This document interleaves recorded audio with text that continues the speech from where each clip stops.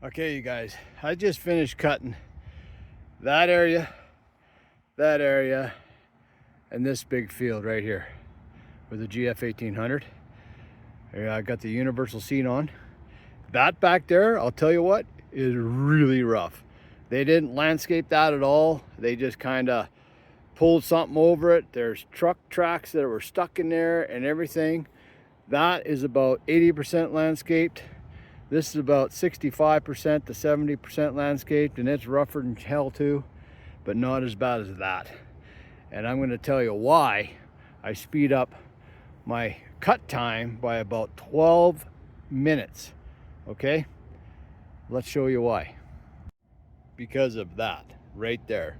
That universal seat is amazing for my butt, my back, everything. I'll tell you what, the old seat had absolutely no bounce to it at all. Now I've got the bounce, and this is what it looks like. Can you see it moving? So anyway, what I had to do with this seat, and this does not fit on the GF 1800 where the old seat was mounted, okay? In my last video, you already know that.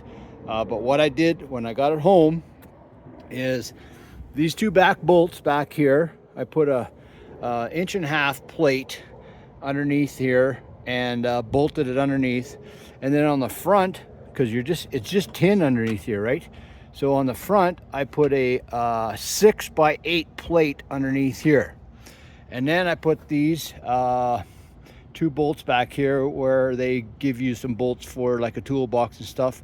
Believe me, those are fine thread, not coarse thread. All right. So I don't even remember the name or the number of them because I'm not at home right now. But anyway, yeah. So those are fine thread, not coarse. Okay. There's just a FYI. If you wonder why coarse threads won't go in there, because they're fine thread. All right. Okay. So as goes for the seat, it was solid, even with the little bit of play that I have in there. I'm not sure if I do a steep hills or anything with that. If you got steep hills, I would stick to the old seat. It's it doesn't have a lot of this, right? But if you're on fairly flat ground or normal kind of half-assed flat ground, you'll be okay.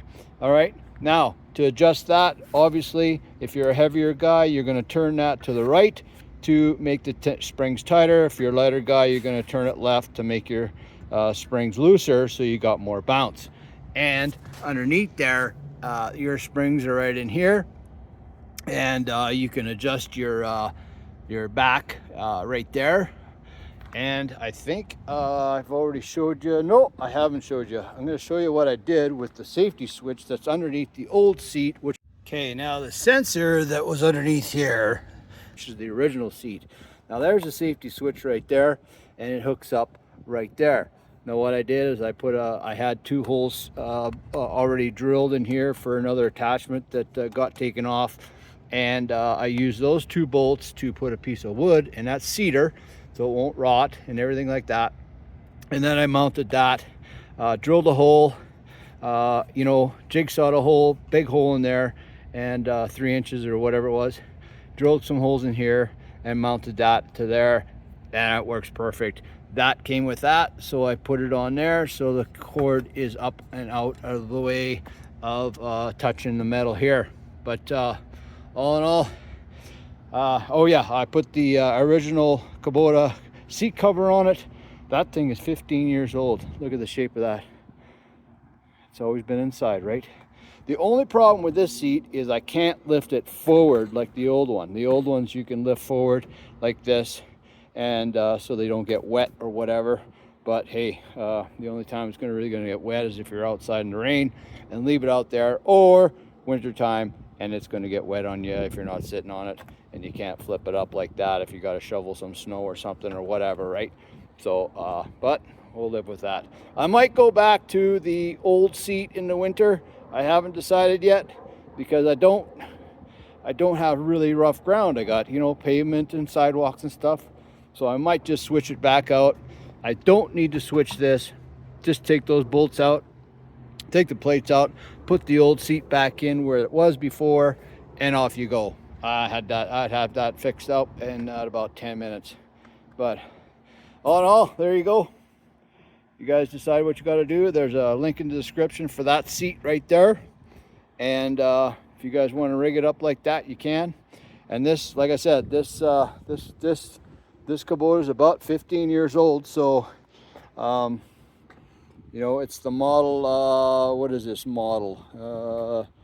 Serial engine model GF 1800-2. That is the model number of this. So if you got one of these or just a little bit older and it's got all the same parts, maybe it'll fit. Maybe everything will be retro and all good. We're going to go into some greasing this thing. There may be a few grease zerks that you guys don't know about that are on these machines. And then we're going to go into cleaning the radiator. So stay tuned. That might be in the shorts. So go from there. All right, guys, take care.